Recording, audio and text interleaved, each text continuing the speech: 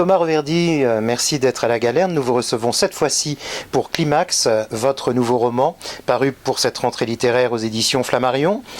Climax met en scène les conséquences de la fonte des glaces, un sujet terriblement d'actualité. C'est d'ailleurs un roman qui est paru quelques jours après un rapport alarmiste du GIEC un nouveau rapport du GIEC sur l'état de la planète.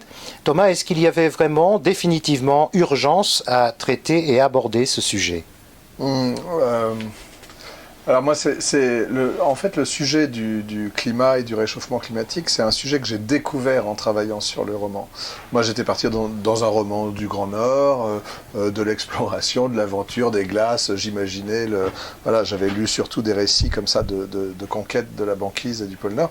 Et puis, en fait, c'est en commençant à entreprendre le roman et à me documenter sur ce qui se passait là-haut, que je suis tombé sur notamment sur ces rapports du GIEC, sur les rapports sur la cryosphère, sur la fonte de la banquise, de la glace de mer, des pôles sud et nord, et également des glaciers continentaux, enfin tout ce qui a été confirmé cette année par le plus récent rapport, là, le 6e, et qui est très très très alarmant, effectivement.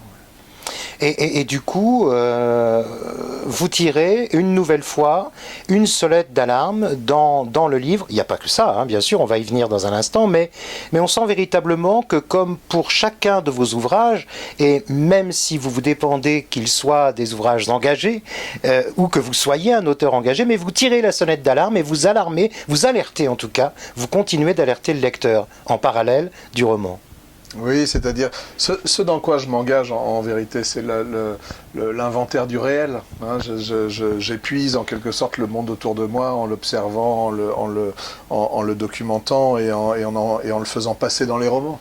Et du coup, ce réel, c'est vrai qu'il m'impose une espèce de responsabilité, c'est-à-dire je ne peux pas dire n'importe quoi, donc je suis quand même obligé d'abord de le documenter, de l'expérimenter un peu, et puis d'en dire quelque chose de juste. Et c'est vrai que là, sur la matière du climat, on est...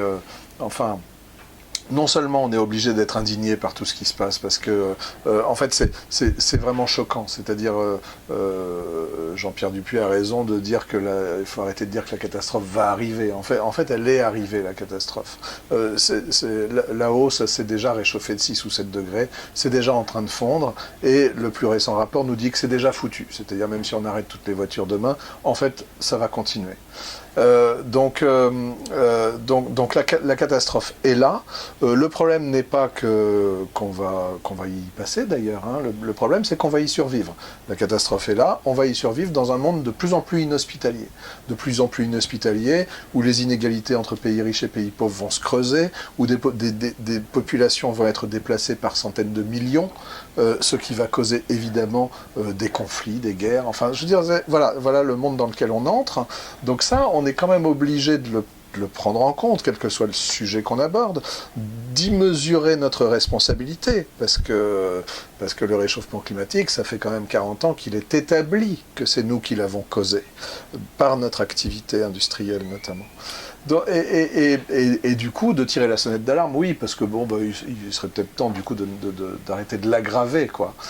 C'est une chose d'ailleurs qu'on découvre et qui est un motif d'indignation et de colère quand on rentre là-dedans, alors même que on n'est pas soi-même forcément au départ un militant écologiste là, mais en fait, c'est que les climato-sceptiques d'hier, ceux qui croyaient ou faisaient semblant de croire d'ailleurs que ça n'arrivait pas, ont été remplacés petit à petit par des climato-cyniques qui ont bien compris que c'était en train de fondre et de se dérégler de tous les côtés, mais qui espèrent en tirer profit une dernière fois. Et ça c'est vraiment grave et intolérable, c'est une honte, quoi. Alors l'action du livre, nous sommes dans un petit village en Norvège, un petit village de pêcheurs qui s'est agrandi d'ailleurs, qui est devenu une petite ville.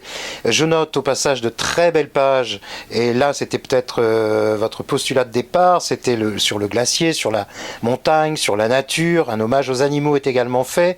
Il y a différentes parties dans le roman, et je voulais qu'on aborde ce sujet parce que sur cette construction du roman, qui aborde bien sûr cette catastrophe et la nature que nous avons évoqué précédemment, les personnages et des flashbacks dans les années 80-90 pour évoquer leur adolescence et les jeux de rôle, les mythes et les légendes scandinaves également. Il y a une autre partie où vous nous plongez dans le crépuscule des dieux, littéralement. Comment est-ce que toutes ces parties du livre ont été écrites? Comment les avez-vous rédigées? Ensemble, séparément? Comment est-ce que pour faire finalement un roman, bien évidemment, qui se tienne complètement? Oui, alors elles sont... Bon, dans l'écriture, elles viennent au fur et à mesure, c'est-à-dire moi j'écris encore pour une bonne part à la main, donc je commence à la première page et je termine, j'écris dans l'ordre où on le lit, quoi. Voilà. Ce qui fait que quand d'autres voix viennent se mêler à celles des personnages ou de l'action présente, quand il y a des flashbacks ou tout ça, c'est en fait je l'écris dans l'ordre, c'est pas des parties que j'écrirai séparément et que je ramènerai en les collant, en les découpant, etc. Bon, je fais pas ce genre de choses. En revanche, effectivement, il y a une architecture qui se conçoit petit à petit au cours des premiers chapitres, quoi, disons, et qui prend en compte, vous l'avez dit, plusieurs choses. D'abord, cette espèce de roman catastrophe qu'on dessine au temps présent, où des personnages qui ont tous vécu dans ce petit village de leur enfance s'y retrouvent à un moment où le destin du village pourrait bien basculer, du fait de cette espèce de catastrophe climatique annoncée dès les premières pages, parce qu'il y a un accident sur la plateforme au loin, là, et on sent bien que cette plateforme, cet accident en tout cas, est annonciateur sans doute d'une catastrophe à venir. Donc il y a cette intrigue générale.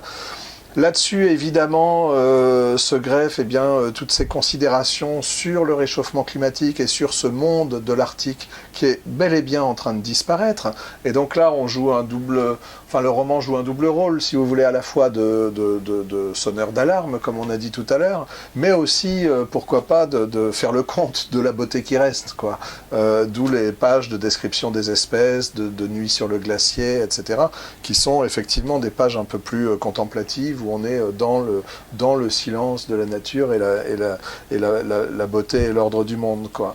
Et puis est venue là-dessus, alors une couche que j'avais pas complètement prévue au départ, en fait, qui est venue des vieilles légendes scandinaves. Il se trouve que quand j'ai lu ces vieux récits qui ont été collectés autour du Xe siècle par un évêque islandais, là, je les ai lus dans une traduction de Tolkien.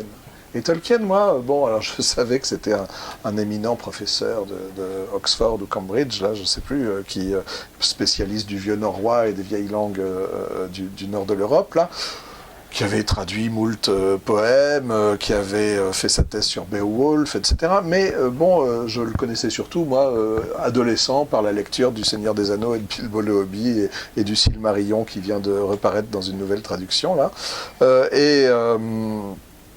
Et donc, se télescoper dans ma lecture des images de ces vieilles légendes nordiques, et puis, disons, des images issues d'un univers un peu plus pop de fantasy, quoi.